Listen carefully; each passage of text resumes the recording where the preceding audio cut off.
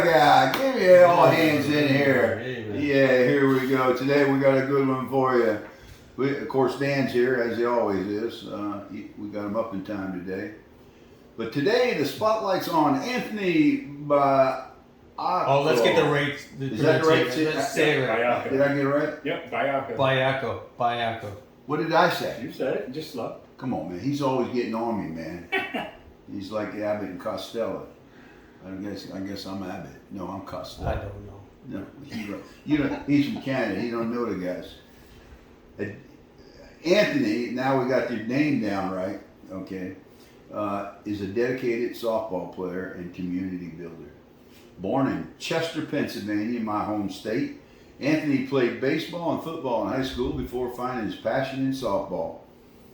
Though life briefly pulled him away, he returned in his late 30s, not 1930s, but when he was 30 years old, excelling in the local leagues to the highest level of senior softball. He is the owner of BHI Services. He not only runs a construction business, but also supports the game by sponsoring, coaching, and playing for Pro-Am team. That's a league here in Florida. And THC, which we'll find out what that means later. They have 10 championship rings. We'll discuss that later. Anthony values teamwork over personal stats, always striving to be the best teammate possible. Softball has shaped his life, helping him grow both on and off the field. And when he's not playing, he's rocking out the death metal. And so, I guess, Dan, it's best for you to start this off. Let's go. First of all, thanks a lot for doing this, bro. Thanks for having me. You're a great teammate. You're an outstanding player, and I'm really looking forward to this. Tell us a little bit about the beginning. Where did it all start, and what was it like growing up? Huh? So I was born in Chester, Pennsylvania. Now, my family moved us out of Chester pretty quickly, just down the road to northern Delaware, just like 20 minutes south of Philadelphia. So that's where I did most of my growing up. And so starting softball was the Keg League was the first softball I ever played. Mm. Yeah. And so how old were you when you moved from? Oh, I was a year old. Oh, okay, Yeah. okay. Yeah. And then you were there, and then how old were you when you moved to Florida? Whew. Mid-30s. Mid-30s? Okay. So you got some softball time down here. Oh, yeah. Yeah, all right. Yeah, most of my softball has been down here. Yeah. Yeah. Talk a little bit about your family. You got brothers, sisters? Yeah, I got my mom's still with us. Uh-huh. Brother, sister, they both have, my brother has 4 kids. My sister has 3 kids. And some of their kids have kids. And I have the child, Cassidy. She played softball, fast pitch softball, growing up. Yeah, she's great. Yeah, I met her. She was great. Yeah, you've met her. Yeah, absolutely. Yeah. How old is she? She's 23. She get college ball or anything? No, nope. Just No, she played high school ball. let's go fast pitch. Yep. How did family influence your career path, and how did it have any effect on sports for you? Well, so my dad was a big baseball fan, so I connected with baseball. I mean, I know baseball as far back as I can think. Uh-huh. My dad had season tickets to the Philadelphia Phillies, Cool. so I used to go all the time. I was 10 years old at the 1980 World Series. Oh, dude. You know? Yeah, just phenomenal. The first time the Phillies won the World Series, so and it was great because the couple years before that, the Phillies were really good, just couldn't get over the hump. So my dad was a big influence on baseball, and I mean, the first time he put a bat in my hand, it was like love at first sight, that was it. Yeah. That's it. And I think that's probably why my dad's totally left-handed. I bat left but throw right. Yeah. I think that's the reason for that. He gave me, that's like the baseball thing, man. You want to bat left, throw right. I know. I'm the same way. It's rare, right? Yeah. Did he play? Yeah, he played in high school. Okay. Yeah. Right on. And so in school, I know you played baseball and football, right? Yes. And how did what positions did you play in baseball? Baseball or shortstop. Yeah. Yeah. So in high school, I think AJ Farley, phenomenal shortstop. So the coach came and asked me to move to first because of my height. Yeah. And I didn't want to give up shortstop. I played shortstop all my life. Larry Boa is my favorite player from the pros. Yeah. Philly shortstop. Yeah. Yeah. So there was some selfishness there. Yeah. I didn't want to give up the shortstop position, and AJ beat me out. Yeah. Yeah, he was, man, took my cap down. The kid was good. Really good. That's the kind of teammate that I've learned that you are, though. Put the team first and do whatever it takes. No, that was selfish there. So how long did you is that the last time you played short? No, so I would get into some games at short, and then I played first or outfield. Yeah. Yeah. And in football? Football, I was wide receiver and a cornerback. You're a big cornerback, dude. Yeah. So yeah, I was going to be a safety. I just didn't have the weight. So, but I was fast. Yeah. Tell the audience how big you are now and how big were you then? Oh, I'm 6'5". I'm 6'5" now. Yeah. In high school, it was just about 6'5". Wow. Yeah. Yeah, you So, had to get rid yeah. of. So my thing was, so they wanted me to be a tight end because of my height, Sure, yeah. but my weight. So it was funny. So they would take me in the weight room, right? But my metabolism's so fast. Like I'm still thin. The weight trainer would tell me, like, just go home, sit on the couch, and have somebody else feed you, so you don't burn calories. And I just could never get my weight up. My weight just, it doesn't matter what I did. So, but which I was happy for it because I really like being a wide receiver and a cornerback. Yeah, that's pretty cool, man. What happened after high school? Well, after high school, I took a couple left turns. Yeah. Had a lot of fun where I grew up, like music-wise. There was all kinds of bands in my neighborhood. I had friends that still tour the world playing music. So after high school, it was party time, and we would go up and down the East Coast to different shows my friends were playing, and you know what I mean. So it was sort of just like, it was our time. Yeah. Yeah. Do you play music at all? Did you? Yeah. So I play guitar. I was in a band. We never got out of the garage. Yeah. Yeah, my friends' bands and everything, phenomenal. You can find them on Spotify still from way back then. Yeah. That's cool. Yeah, really good. Yeah. And that's where you develop your love for death metal? Yeah, so... Basically, it sounds like you developed a love for softball at that time. Yeah, so, I mean, I was into music early. First band I ever really loved was AC/DC. And then it grew from there, and then early teens, Slayer came out, and they were the best, and then went to death metal, Morbid Angel, Cannibal Corpse. Is there any way we can get like a little verse or something for you to sing? Oh, we're not going to do that. I'm just checking, man. We like to be, different on this channel. Yeah. Right on. I think Ed wants to dive a little bit into the softball part of it, huh? Yeah. Yeah. What's the number on that bottom there? 9. It's a good number. Yeah. I was thinking over here. Amazing. I was thinking. Do you smell it? Kind of weird. It is looking a little foggy. Yeah. Let's talk a little bit about what you say you were, 51? Right now I'm 54. 54, okay. You and Dan about the same age, right? So you came to Florida, what age was that you came to Florida? About 24. I've been down here about 20 years. So you didn't start softball until you were 30, right? Or, when you were 30? Yeah, I was 34 when I came down. Yeah, when I was 37, I could put a number on it. I started playing softball down here. 37? Yeah. Yeah, I'm just trying to get in because what we try to establish is the history of softball. Right. And we get people like you that are well, actually we've been having superstars. Not that you're not a superstar No, yet. well, that's what I was. Well, you know, we're into the area now that we're doing the guys of this era. You know, the Bob O'Briens. And, Phenomenal ball player. Yeah. My God. Well, and then there's guys like you that make the thing run. When I say the thing, I mean softball. You can be a great player. You can be all on.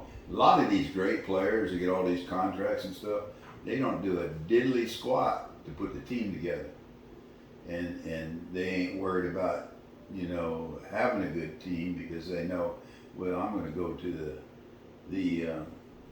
The good team will find them. The yeah, best good team. team will find them. What I'm laughing about, I saw something falling from the ceiling. I said, "What the hell is that?" You know, and turns out it was a giant piece of what do you call it, dust that came off the fan. Oh, really? Because the fan, who turned that fan on? You? Looking for the light switch, baby. Yeah. And so yeah, we're like the, what is that, a real deal with Larry Long? That's it. We do everything, just roll by, and you know, sometimes it's interesting, sometimes get on with it, Ed. Okay. So Florida half century. Was that the first? Well, wait a minute. If you came down here, you played at 30. So what did you play? The City League? So Because you had that Keg League up there. Where you yeah, so started. the Keg League So was what up kind in, of league do you in play in Delaware, which the Keg League, I'll touch on that just a tiny bit. That was some super fun but super talented ball. So we would meet 2 nights a week. There was only 4 teams, so both losing teams would buy a keg.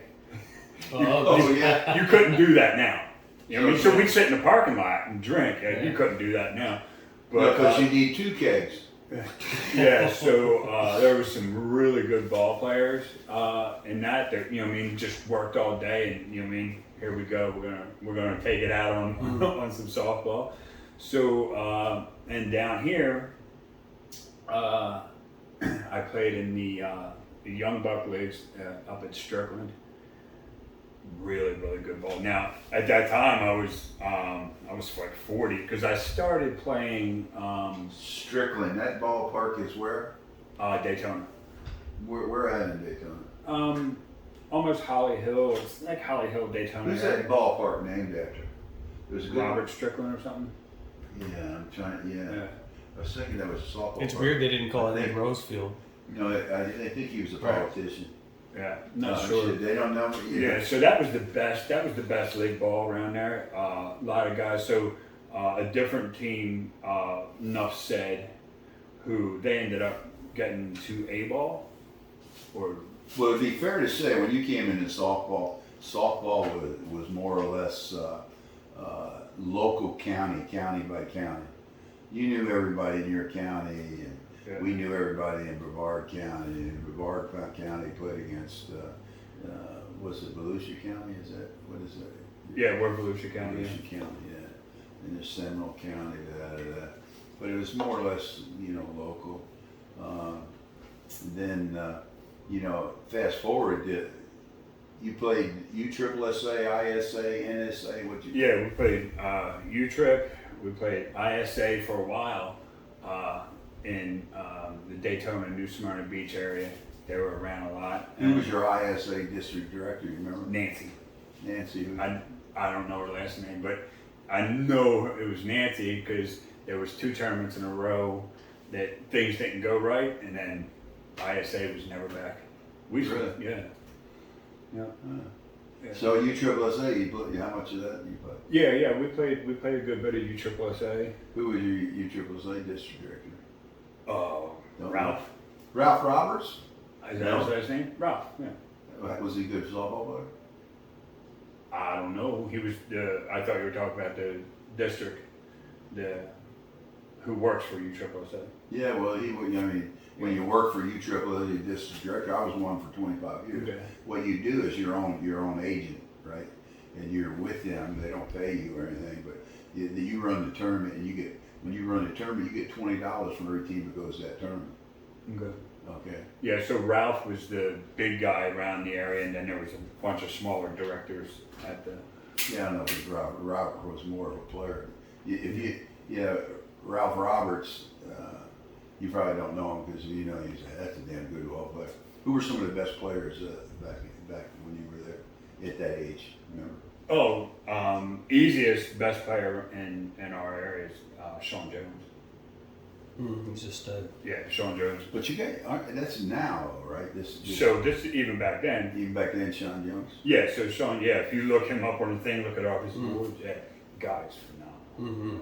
See, this is like softball. And he's just now able to play senior ball. He's just now 50. Right, and he can, and so he's still getting contracts from young buck teams. Yeah.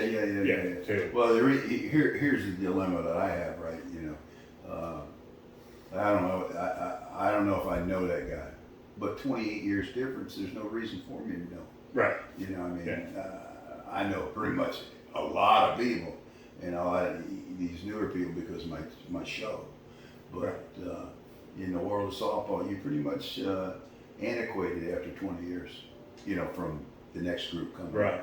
And Yeah, I don't know your guys. Exactly. Right. Yeah. I can name all these guys like Eddie Sykes. You don't know him. Yeah. So I've heard the names. Yeah, Right. well, that's who I was thinking of some of those guys up in that area, but I can't roll them off the top of my head. Max Reed, you ever heard of that name? Max Reed. Nah, he's a Daytona guy. Is he? What about? Yeah. So I know because you interviewed my pro-am team, and a lot of them, like Puppy and Elmer, know all them guys. Yeah, then some of them knew me. Some of them said they had played with me, and I remember that one. And then Lad's son. Mike Ladd. Mm-hmm. Yeah, and then his son was a big old guy. His dad wasn't that big a hitter, nice guy. Yeah. Mike's a big boy. Yeah. He can hit it. Yeah. Okay, well, let's just go to. I was trying to. I know where you're coming from now in the young group. Let's go to the seniors, and you started playing senior ball 4 years ago, so it's kind of new to you. Yeah. So I was 49 when we made a team to go play Florida Half Century. I was in a year that I was going to turn 50. Who was the best team when you started the half century? I guess 4 years ago it was still Bassett and them guys. Tony Bassett. Yeah, I guess it was them. Yeah. Yeah, well, I think it was. They've been or Team One or Tony Bassett. Yeah, what was that? Team One Sports or something? Yeah, you ever heard of Harris? Hollis Appraisal. Hollis, yeah. So Jeff Varney. You know him well. Yeah. So Jeff Varney's from my area. I had BP with him all the time. So he's played with Hollis and all that. Yeah. We tried to get him for probably 10 years, and we finally got him just a year or so ago when I just went back to help him. Okay. But I played with his brother. Him and his brother and I are really good friends. Oh, really? My brother's not quite the player that Jeff is. And it was funny. I for 10 years, you could ask Varney. I tried to recruit him for 10 years. Finally I got him. Get my man. He's got good hands. Oh, he's great. We just did a video. I spent the weekend or Saturday with him. And, Oh, really? Cool. Yeah, what a hitter. Yeah. He's just smooth, man. He's so smooth, it's crazy. Yeah. I'm trying to think. I have so many guys and I mix names up. But this is your day, and I want to find out what you think about the Florida Half Century because that was kind of a unique thing. So, what did you think about? So my first year at Florida Half Century, how they ran it and everything was fine. I just happened to be on a team that we had made to go in there, and there was some turmoil, so it wasn't a great experience. So I ended up making With the team or the league? With the team. The league was fine. Florida Half Century was fine. I mean, whatever. You know what I mean? So I ended up making my own team and going and playing Pro-Am. Just to, Yeah, that's why you did that. So why did you go to the Pro-Am? Were you dissatisfied, or are you just looking to crack the shell because there's politics and everything? Right. So. So are you asking instead of building a new team in Half Century? Is that what you mean? Because I'm kind of. I can mean that. I'm right. asking So I was also. Why'd he go? I was also at the time playing for Lemay50 Major Plus, so we were traveling a lot. So you're on a travel I team. didn't want to play 3 times a month, 3 weekends a month with all the travel and everything. So I sort of went to the Pro-Am just to get away from the turmoil that was with that. You know, I didn't need all that. I mean, we go to play, have fun, right? Yeah, Compete. yeah, for sure. Compete, have fun. Yeah. Yeah, because if you're not competing, you're not having fun. But Yeah, it kind of works both ways. Yeah. Like a self-fulfilling prophecy. yeah, so that's what. So I just picked Pro-Am. I said, you know, it's the same setup as Florida Half Century, and so we went there and found success there. Had a really good time. I think you'd be a little modest. Didn't you win the league the first 2 years or something like that? First 3 years. First 3 years. Yeah. So we won it Well, our that's first success, year in B, and then they moved us up to A, and then they put us into. They have in Pro-Am their top 5 or the major. So then they put us in the major with. So it would be Walking Fossils, which is basically Bassett's Pro-Am team, I guess we could say. A lot of the same guys. Yeah, that's what I saw. Yeah. And then you guys, Burrow Power. Burrow And Power, and all that. So then we ended up winning the states 2 years in a row in majors. So it was 3 years in a row that we won states. So yeah, we found success there. But he's not counting. I'm counting. We lost it this year. Yeah, I know. We got our doors blown off this year. Who beat you this year? Burrow Fossils. But, And Fossils, The Burrow fossils Power. were the problem. Yeah, Fossils won the whole thing. Yeah. Yeah. who were the fossils from who the The fossils? Fossils are actually a lot of guys from Bassett. Yeah, Bob O'Brien, Tanner. Yeah, Well, so you got Alan those Tanner. guys. So Barrow's team is Miami Power mostly. No, No. No. no, Barrow's that's Barrow. 2 different teams. Yeah, Miami Power Oh, and they- Burrow Power are yeah. 2 different teams. Yeah. But who does Barrow's got? Oh, he plays. Stacy Burrow, so he's on. He He's, said he's with Suncoast too. Oh, that's right. Stacey. He might be a lot of Suncoast guys. Yeah. Right? Yeah, right, yeah, yeah. yeah, yeah. A lot. I mean, they're stacked. Mm. Great teams. Yeah. So it's a testament to your team building to have a roster that can not just compete but win with them. And as a new guy to this team, I'm impressed with the depth of the lineup, and I think it speaks to your character too, the quality of the individuals. I played on lots of teams, but that team is something a little different about it. Everybody is like genuinely good. Yeah, appreciate So that. well Yeah, done, yeah. well We don't done. want no. There's no room for dumb stuff. Yeah, like you said, it's a have fun. And one thing that's cool about being in the dugout with this team, we could be up by 10 or down by 10. It really doesn't. You can't tell. Right. you Yeah. know? So you can't tell. so if there's one criticism of the team, not loud enough. It's a quiet dugout. Yeah. But it's a quiet, confident dugout. Yeah, but that's it. And I haven't seen any unwavering inability yet in the state championship. We got a little frustrated, but dealing with the wind and everything else that was going on. It was And to be challenging for fair, everybody. every team dealt with the wind. Yeah, that's right. Yeah, Yeah. that's right. Yeah. The I don't know, I had a point and it just left the station. The first time I met you, just going back a little bit, was in Tennessee about 2 years ago. Yeah. And we just had a random conversation, and I thought you were one of the big home run hitters, and you said, no, I'm just there to keep my base hit swing because I don't want to get into home run. And I related to that because I was halfway decent home run hitter in my day, and I got in a few now and then, but I hated to lose. Right. So I'd only get in it when I thought I could win it. Right. But then I got in one, won it, and then we lost the state championship. Because of my swing. I say because of my swing. I went 2 for 4 when I should be 4 for 4, right? So I said, I ain't never doing it. Just like you. I mean, it does mess you up. Mm. Right.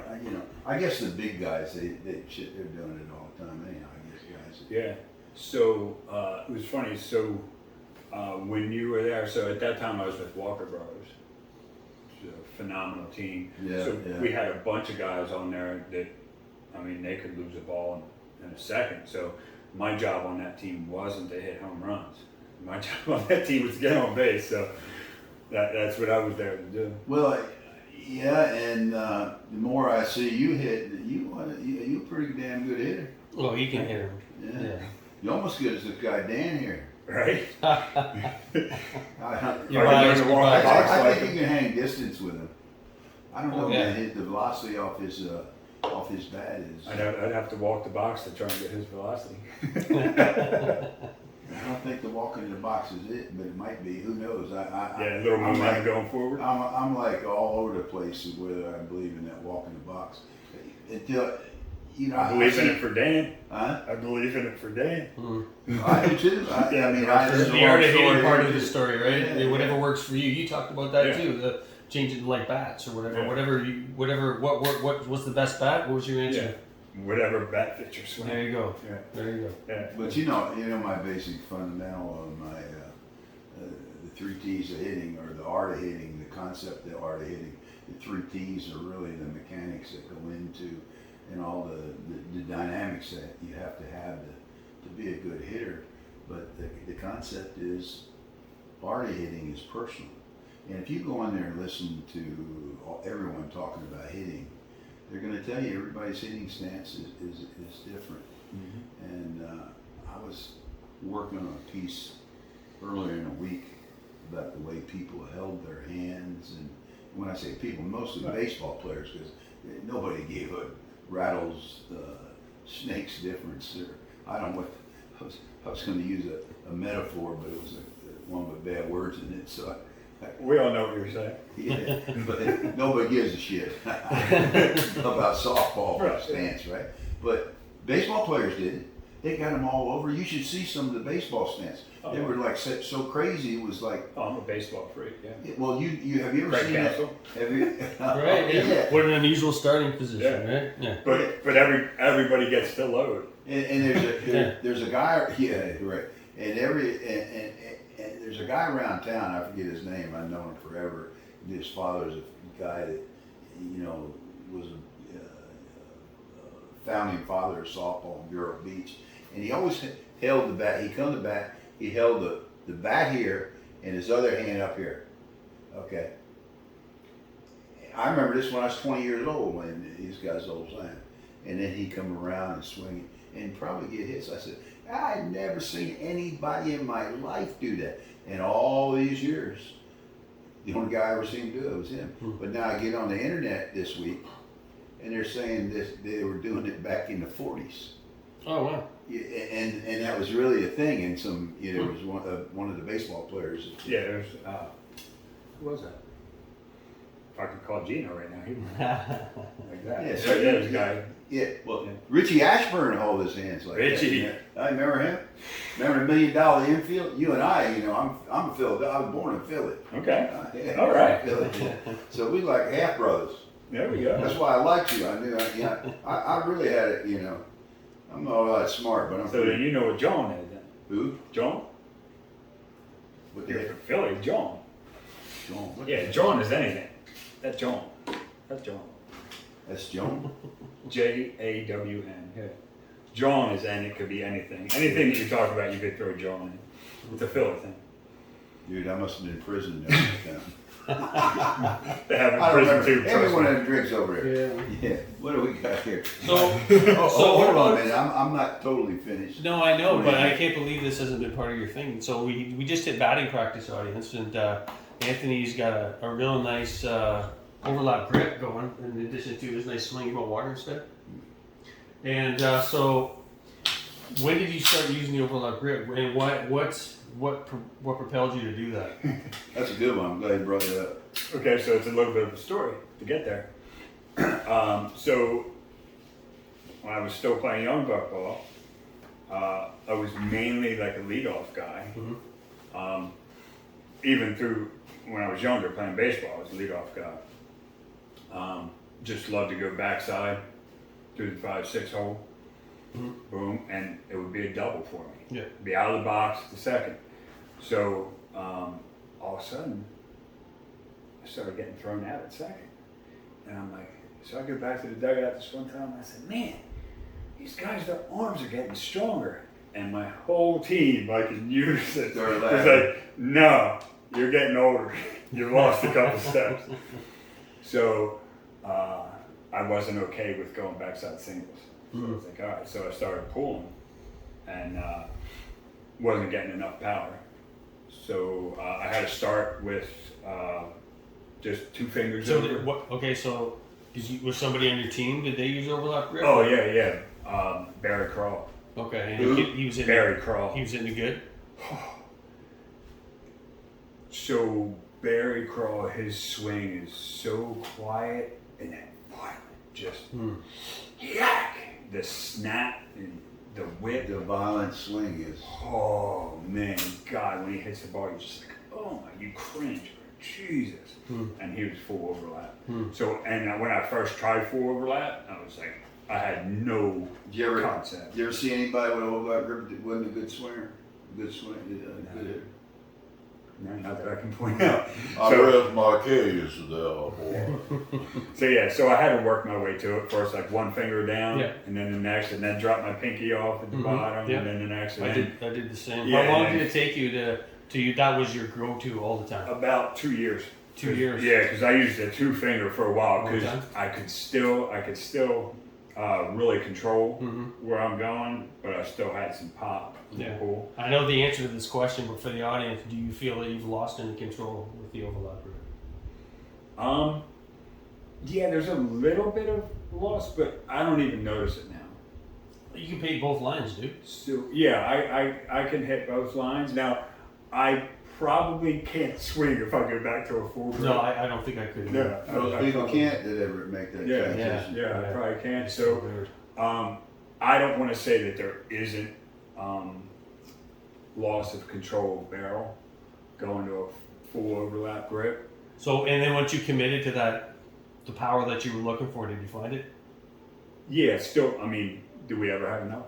Still searching. Yeah. So, I do a lot of BP, and I'm not scared to change something in my setup if I feel like, ooh, that gives me a little bit extra. The only thing I think you need to change in your setup is where your foot is, because your ass is going to be out.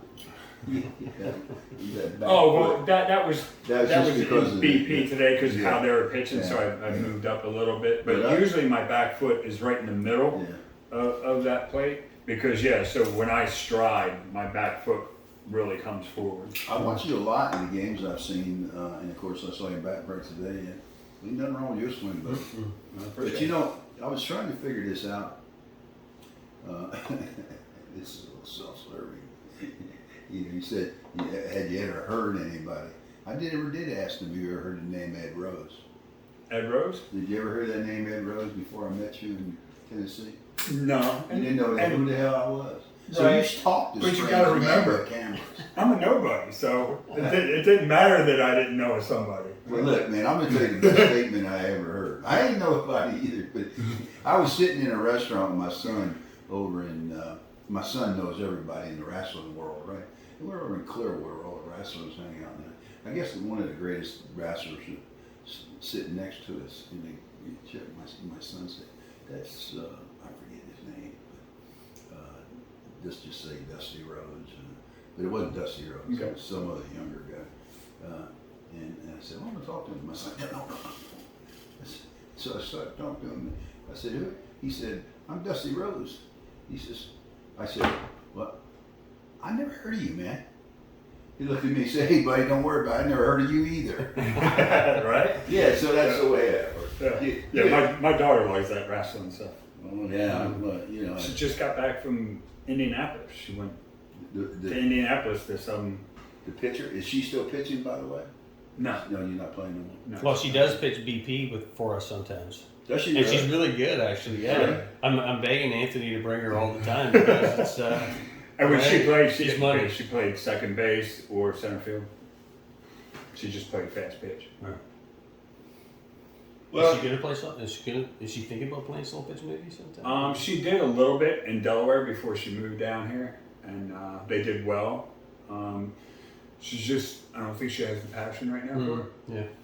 So So Anthony, let's get past this you say you're a nobody, but I got a feeling one day you're gonna be a somebody because you're a good player. You keep what you got, keep on playing. Look, you're 54, right? Yeah. Actually playing 55s this year too, because I turned 55. 79. So what's that? 24 years. I think You've got a whole career ahead of you, buddy. Right. Look at you may not get as well known as me because you don't have a podcast yet. or well, we only got 5 people listening to podcasts. we got about 500,000 hits on the YouTube. Now, my point is that all kidding aside, I think you're going to be one of the you'll be in the. Bob O'Brien's only, 10 years ahead of you, right? He's 58. Is he 58? Yeah. Oh, it's so he's, 4. he's 4 years. Long story short, dude, it's yours to take the next 24 years. He's in position, man. He's on all the top teams. Everybody knows him. He's a good dude, good player. Yeah, so that's funny that, like you say, like everybody knows you. So Gino, my buddy Gino, he had told me when we first started playing together, he's like, you can't hide, right? I'm like, what do you mean? He's like, everybody knows you. You're the tall lefty, and your voice is loud, like people hear you, right? So, which is sort of a little bit of a curse for me because we travel in the country playing ball, and I'll be at a tournament and people come up to me, hey, what's going on? And I don't know who they are. Well, you're a personable guy. The problem that you have, in my opinion, if I'm going to be your promoter, or mentor, or whatever, I'd give you a nickname, man. All these guys that fly around with a nickname, you got Bogey, you got Dano. What about AB? AB, no. Yeah. We get you, huh? AB. So AB. when I went to Walker Brothers, Yeah.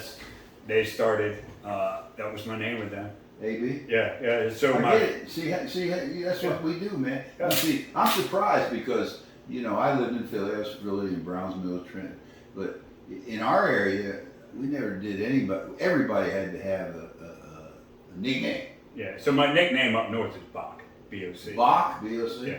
So Bach, what is that? Oh well, I got It's short for Baiocco. Baiocco. So my brother was Bach, and I I was would have Little got Bach. it in a week or so. I would have got that in a week or so. Yeah, my brother was Bach, and I was Little Bach, and then now I'm just Bach.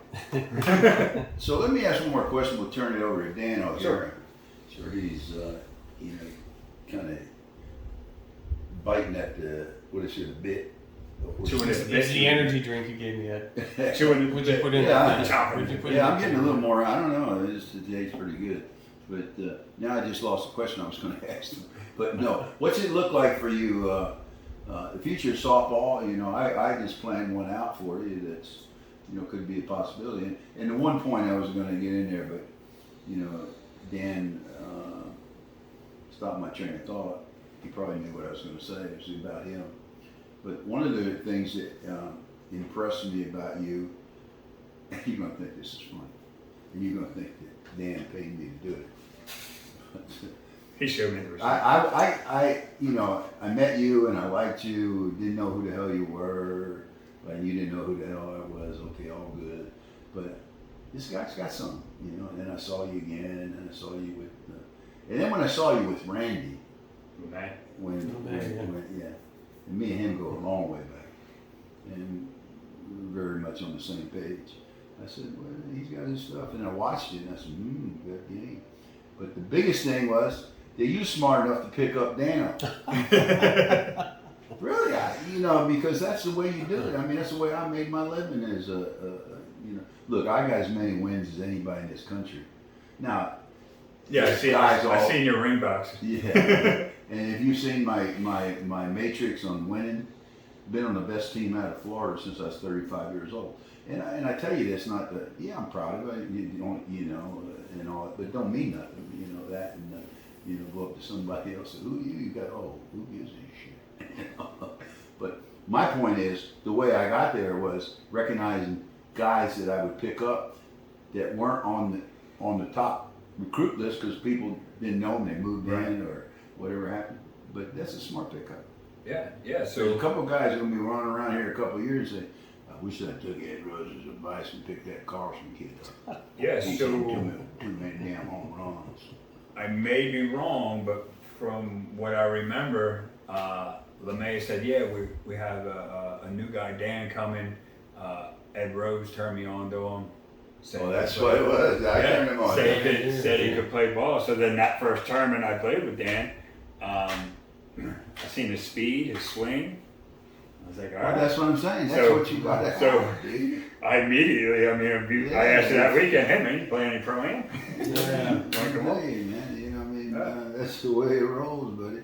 Okay, Dan, I'll turn it over to you, buddy. I hope you do as well as I did. That's all right. So we just end it right now? Yeah. Actually, no, on a serious note, let's make do sure a 50,000 foot up. I mean, what has softball done for Anthony in life? What is it like the direction you've taken, even with work connections or whatever, like the people? How has softball helped you?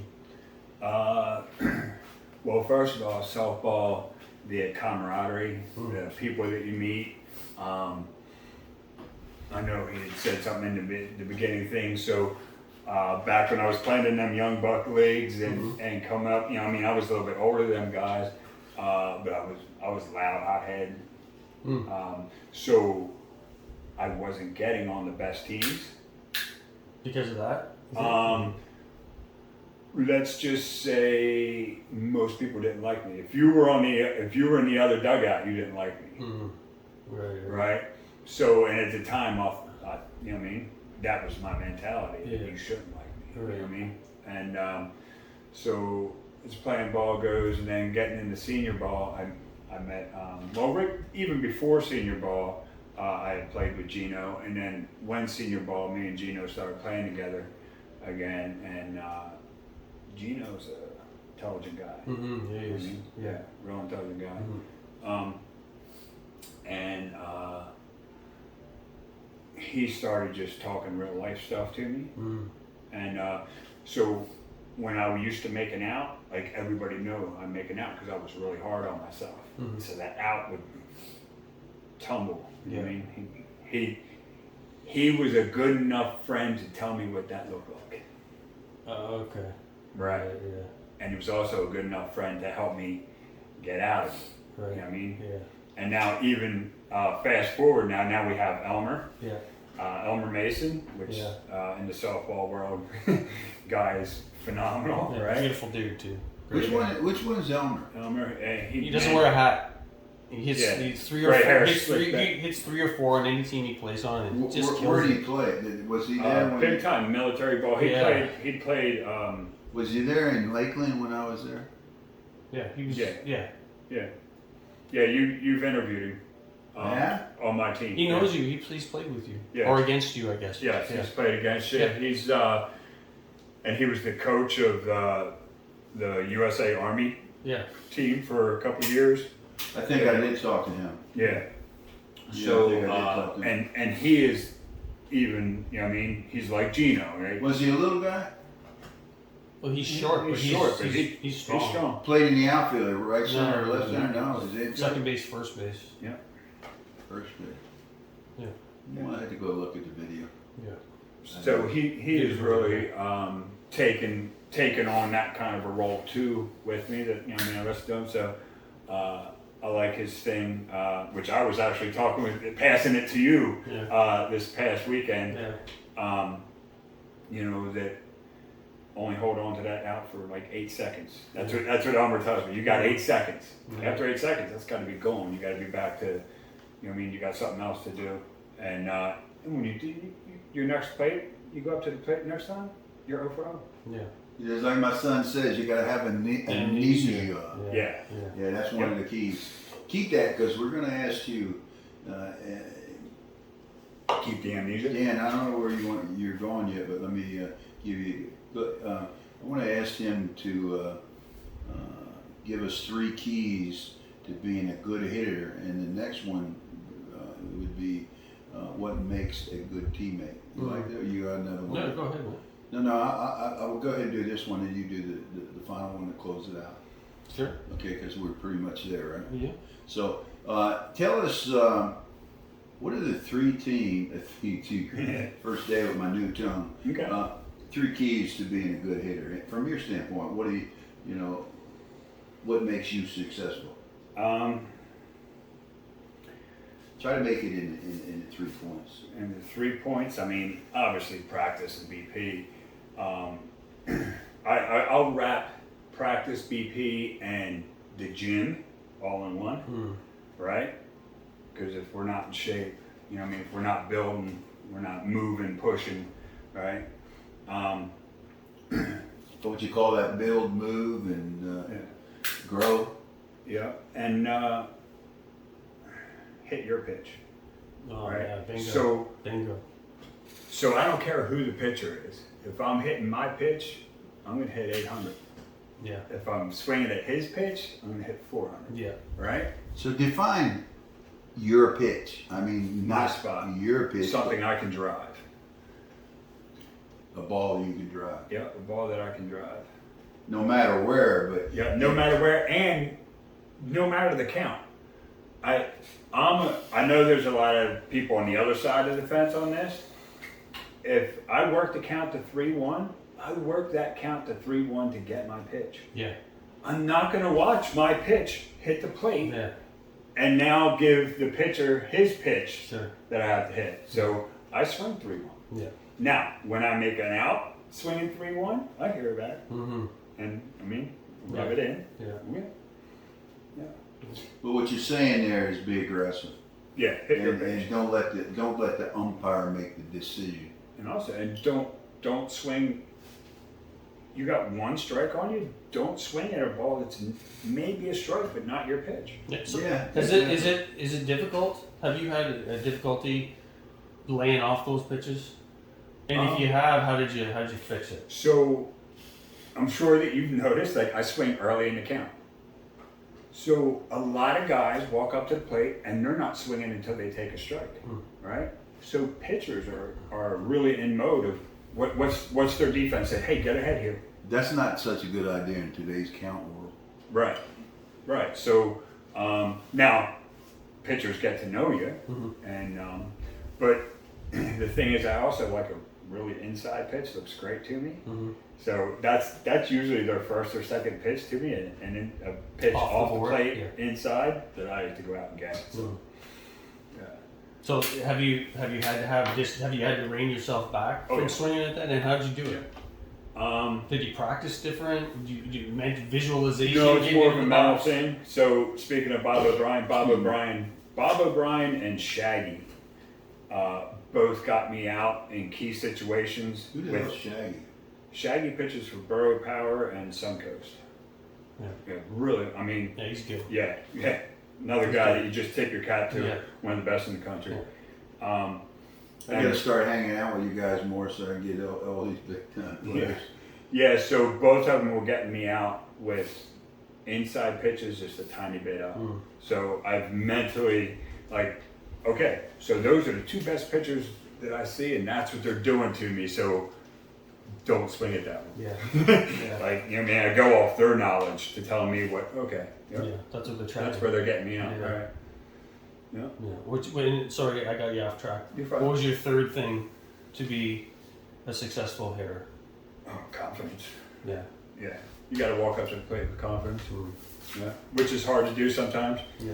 You hit 3 screaming line drives for outs. You're going up there. That's where the O for O comes in. Hey, I trust the process is really what confidence is.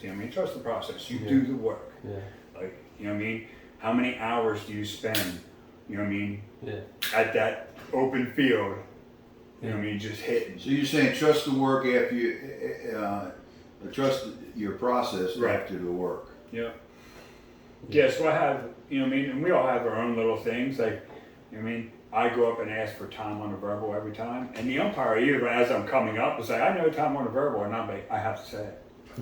Time on a It's verbal. part of your deal, right? It's part of my thing, because you have to have a quiet head, right? So, are you thinking anything in the box? Are you looking for pitches, or are you just trying to be? once I get in the box, it's got to be shut up. Yeah. If I'm thinking, I'm done. Yeah. Yeah, they want me thinking. Do you go into the box picking like 2 spots to hit, or are you just looking to drive whatever pitch wherever it is? Depends on the situation. You know what I mean? If they're second and third, and you know what I mean, I'm looking where the infielders are playing. I'm looking, you know what I mean, how many home runs we got left. There's all that stuff to go into that. But basically, when I get in the box, I'm quiet. And you know what I mean. So out of the box. If I get my pitch, no matter what the situation, I know my spot is the gap, right? So that's where I'm going. Yeah, no, that's good stuff. So there's a lot of people who are going to be watching this program who aspire to be playing at this level. What would your advice to them be? How do they get from average to the top? How do they do that? Definitely got to put the work in. I mean, I think you also have to have the want, the passion.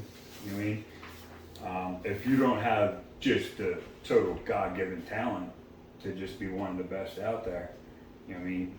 You have to work as hard or harder than the best out there are working. And if you know what I mean, you look at, you know what I mean, the Bob O'Briens, the Mike Dills, the you know what I mean, Johnny Dykes. Right, they're always putting videos. They're always working. Like you know, what I mean, those guys, they can hit the ball. That's their job. Yeah. But they're working. They're working at their game. You know, what I mean, you think they're already on the top, right? They're trying to put distance between the yeah. So you got to put in the work. Yeah. And be receptive. Like find somebody that is going to put in the work with you, and it's going to know your swing. Yeah. Like, and that's for me. That's at Gino. You know what I mean? Me and Gino go hit BP. And, I mean, we talk more than you know what I mean. Hey, this is what I see. What's Gino's last name? Palini. Palini? Yeah. What are you hanging around with all Italians? What's going on here, man? What is this? Let's get a list of the names on this team. You're not Italian, are you? No, man. Elmer Mason is. Oh. You wouldn't know that. You never know about the Canadians. Right. Yeah, okay, well, this is my other interjection to mess you up a little. Yeah, so that's a big thing, having, you know what I mean, somebody, because you have to be receptive. Yeah. Right? So I always stood with not an open stance. Mine would be a little closed or even. Gino's the one that got me to open up my front foot. Yeah. And since I opened up my front foot, I'm clearing my hip a little bit better. Right? Yeah. No, that's good. So not listening to all the bombardment of advice you get. You pick one guy. It's great if you have somebody who's great like Gino. Right. So I never disregard anything. Like I can learn from anybody. Sure. Like right. I don't care who you are. Like I can learn from you. Like I can learn what not to do. I can learn what to do. Right. Yeah. I can. Being, you know what I mean, just humble and be like open to. Yeah. All right. If it doesn't work for me, fine. It doesn't have to. And somebody could tell you something and it's just not click with you. Somebody else could tell you the same thing, but just in a different way, and it clicks. Yeah. So you got to keep your mind open to that. So let me get in. That's very close to my philosophy and what we've had on the channel and the podcast a bunch from players. What you're talking about is having a wingman. Here's the problem. Here's the problem with you need a wingman because, and this is a question for you here. In all your years of experience, did you ever find that when you personally start to go bad, that all of a sudden the rest of the damn team are the best batting coaches in the world? Right? Now tell me that everybody knows when you go back, you got all. Let's just say Johnny Jones, the worst hitter in the team. When Johnny comes up to you and starts giving you hitting advice, you know you can do something. Well, and I'll take it to the next level. There's sometimes it's like we've never hit before, right? Yeah. There's been times I walked back into the dugout and I just asked, what am I doing wrong? Yeah. And what's everybody say? Just keep swinging. You're good. Don't worry about it. Keep going. Look, you guys play with all the best guys at your age now, and I played when they're my age. And I hear these guys, and I hear Danny, he calls me, I had a bad weekend, I did this. Did you hit it hard? Yeah. You know, so what's the problem, dude? You know, it's a matter. The batting average is about the average. I think Bob. I'm not going to quote Bob O'Brien, but he's got a thing about the statistics about you're supposed to. Do you remember 6-2-2. 6-2-2, Yeah. and that means Six times you're going to get a hit, and then 2 times the defense is going to get you out, and then two times you're going to get yourself out. It's those other 2 times where you get yourself out. Those are the ones that make you a 600 hitter or an 800 hitter. Yeah.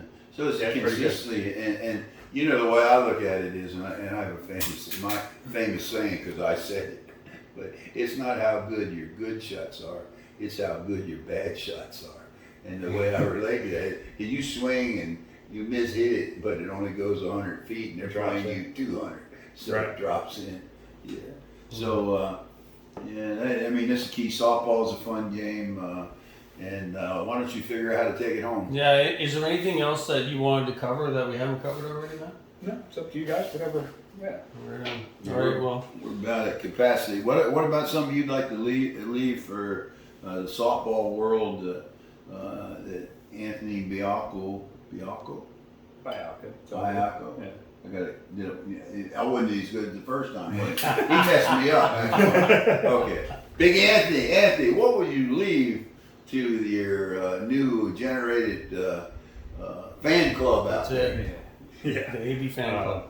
Yeah, AB. Well, This is AB. let's not talk to my Folks, fan when club you because see that's Anthony, nobody. wait a minute now. So- When you see Anthony, I want you now to say, "Hey, AB, I seen you on the dugout with Ed and Dan." There you go. He will give you a popsicle. Yeah, so the biggest thing is just be the best teammate you can be.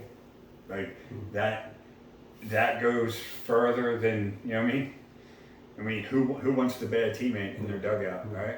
So you guys have a show to dugout with, you know what I mean? You gonna do it with somebody? Yeah. It's a good partner, or Before we close, ask him the relationship to, let's do it this way. Softball is more than just what we've said it was here. There's a camaraderie and a bonding that occurs that's almost like a social club. Yeah. Talk more on that. yeah. So the different teams I've been on, I've been blessed to be on some good teams.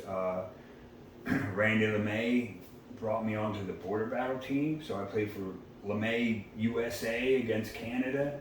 Like, man, and so like guys on that team like Ron Reed, he's up in Wisconsin.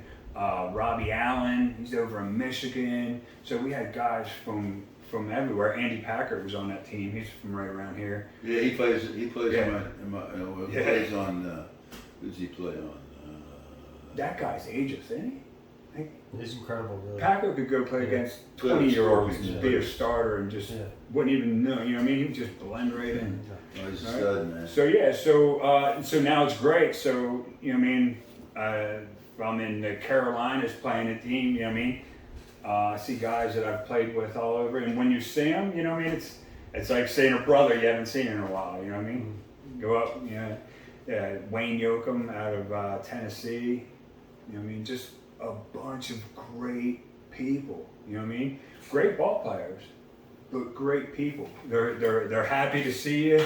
You know, it's just. So to recap this, and let me see if I try to recap. If I put words in your mouth, you just say, "Hey, that ain't what I meant." But basically, it's more about the people I meet along the road to all these championships than actually the physical championships. Would you say that's true? Yeah, I mean the people are great. Don't get me wrong, like championships are great.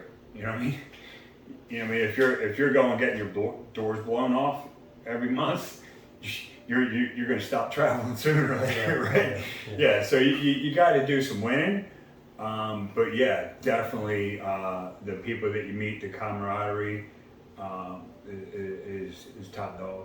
But if you're sick and in bed and can't play anymore, there's a chance Dan may call you, say hi. Oh yeah. But that ring you won in that last tournament ain't doing nothing but sitting there. Collecting dust. That's kind of what, Dan, you get what I mean? I do. I mean, it's more about the bonding, folks. Yeah. Let's wrap this thing up because we are over. We could stay here all day talking to AB. Okay. Hey, B, you're a great player. You're a great teammate, and thanks for doing the show on the Dugout Pro. I You're the best, appreciate man. it. Hey, I'm totally honored, man. You guys, thank you. Thank you very much for having me. Let's hope all the cameras work. Not bad. Good show, man. Thanks, guys. It's still running, baby. All right.